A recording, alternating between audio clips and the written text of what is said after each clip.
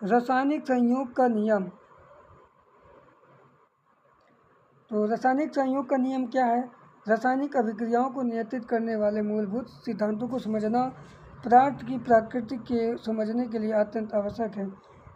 To की law मतलब इसके दो प्रमुख नियम, एक है द्रव्यमान संरक्षण का नियम, एक होता है स्थिर अनुपात का नियम। तो चलिए हम लोग बात करते हैं law of conversation of mass, द्रव्यमान संरक्षण का नियम। द्रव्यमान संरक्षण का नियम यह कहता है कि रासायनिक अभिक्रियाओं में द्रव्यमान न तो उत्पन्न किया जा सकता है और न ही नष्ट किया जा सकता है। इसको एक रूप से दूसरे रूप में परिवर्तित किया जा सकता है। जैसे कुल द्रव्यमान पहले और बाद में समान है। जैसे यहाँ देखिए एग्जाम्पल के तौर पर मीथेन हो गया 16 ग्राम ले लिए, ऑक्सीजन 32 ग्राम ले लिए। तो देखिए यहाँ 32 गुना 64 और 16 इनको जोड़ेंगे तो इधर कितना आ जाएगा आपका 80 ग्राम। टोटल मास कितना आ जाएगा 80 ग्राम।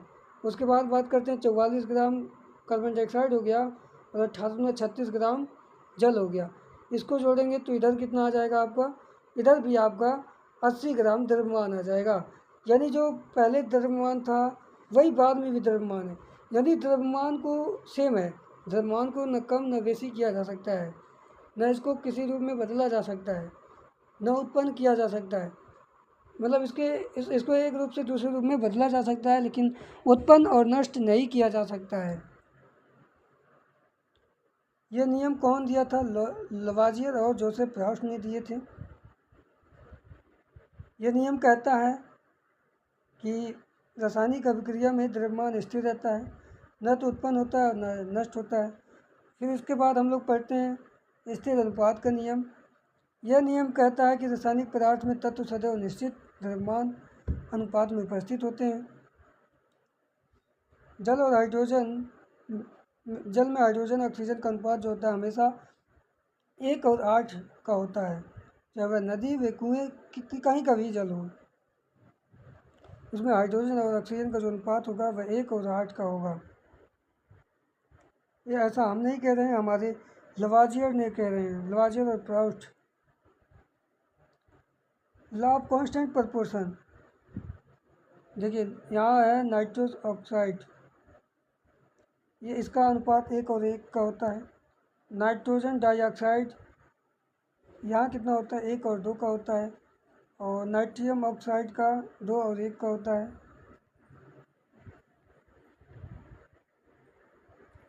बात करते हैं अब हम किसका, यौगिक के बारे में। 2 या 2 से अधिक तत्वों को एक निश्चित अनुपात में रासायनिक संयोजन द्वारा मिलकर जो शुद्ध पदार्थ बनता है उसे यौगिक कहते हैं। इनकी विशेषताएं क्या हैं? यौगिक का गुण उसके अवयवी तत्वों से बिल्कुल भिन्न होते हैं।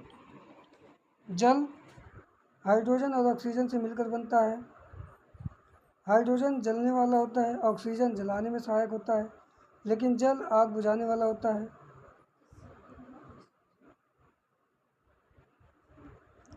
बात करते हैं अवयवों का पृथक्करण। तो यौगिक में अवयव तत्वों को किसी यांत्रिक और भौतिक विधियों से अलग नहीं किया जा सकता है।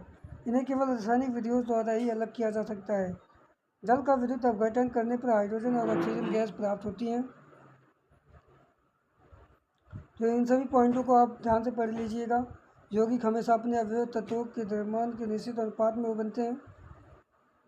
जल में 2 भाग हाइड्रोजन और 1 भाग क्या होता है, ऑक्सीजन। द्रव्यमान के अनुसार अनुपात जो होता है वह 1 और 8 का होता है। ऊर्जा परिवर्तन की बात करें तो यौगिक बनने की क्रिया में ऊर्जा का अवशोषण होता है, उत्सर्जन होता है। इस क्रिया में 286 किलो जूल ऊर्जा की मुक्त होती है।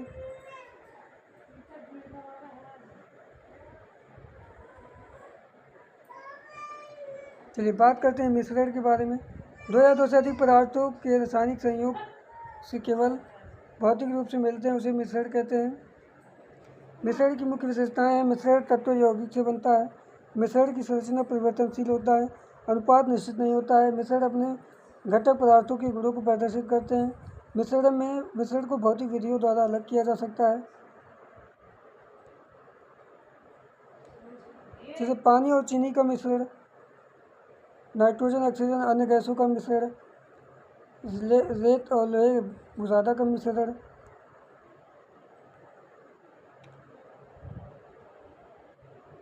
तो इन सब